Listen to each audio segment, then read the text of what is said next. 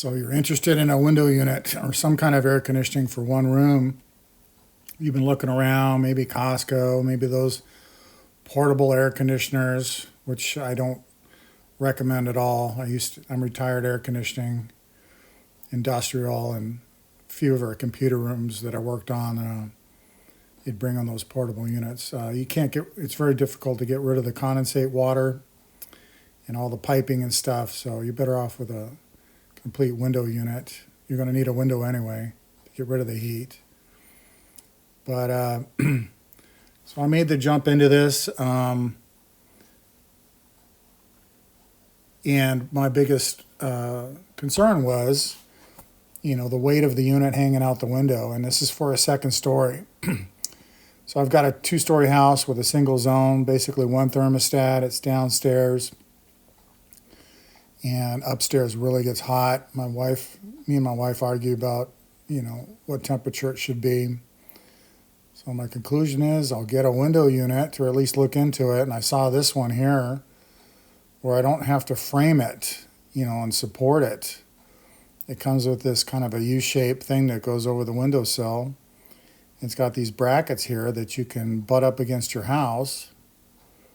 Here I am making sure it's all the way out, but the instructions do want you to kind of set it at least most of the way.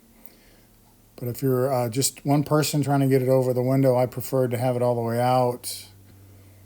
Don't let this unit go, and then you reach around the back and butt those things up against your house. You don't want this thing falling out your window. And just for extra safety, make sure nobody's below the window when you install this. And again, it's recommended 2 people. This is around 70 pounds. So here I am. I made the plunge. I bought this at Best Buy in case I need to return it. I declined it, Amazon and stuff like that in case I had to return it. I didn't expect to, but if it was broken. And sure enough, when the guy brought the unit out, it was completely upside down. So you don't want to leave it like that, or, I even had it on the side there for a little bit. But the oil will migrate and stuff like that. But it turned out okay. I ran it, and it ran fine. So now the oil's back where it should be. So I'm deciding to butt it up all the way against the wall here, which may not be the best idea.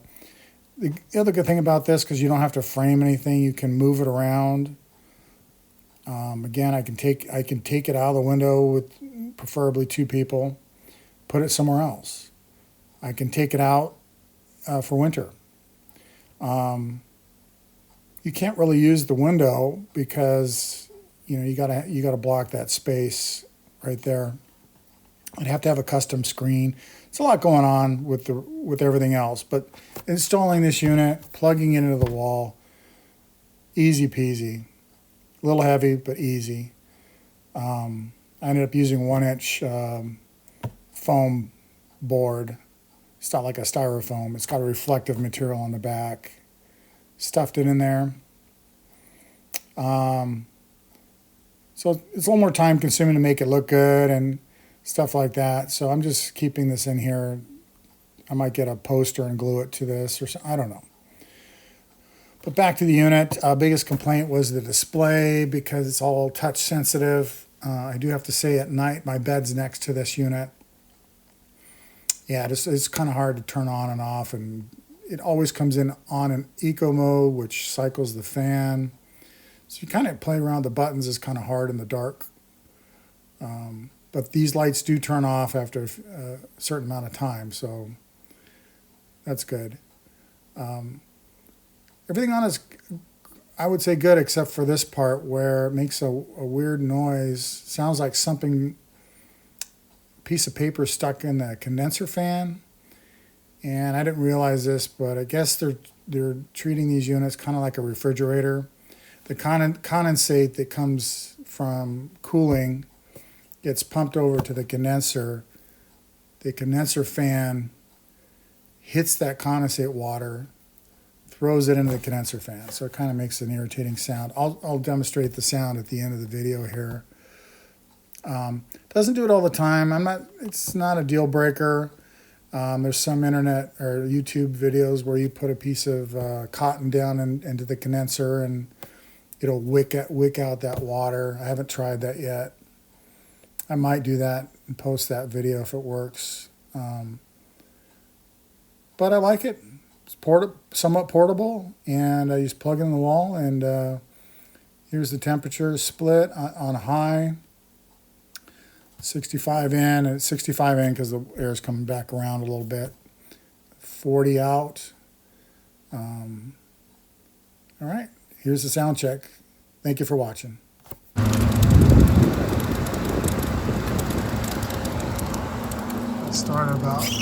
was running about 40 minutes before that started, so maybe I got a little piece of styrofoam in there. It's kind of noisy. Sound check, I'm about 8 inches from the unit. It's pretty quiet. It said there was 58 decibels in one of the sound apps on my phone.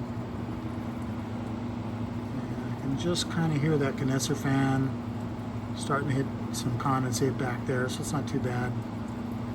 I did put a cotton rag back there to see if it would help, and it helps a little bit. Anyway, that's the sound check. It's pretty quiet without when the condenser fan's not hitting that water. It's still pretty quiet when it's hitting, but it's just kind of annoying. But it's not a deal breaker. Okay, the internet's saying in my town it's 77 degrees Fahrenheit. It feels like 77 as far as it's reporting, and then it's 49 degrees or 49% humidity. So let's go with this. We'll come down to the lowest part. 70.5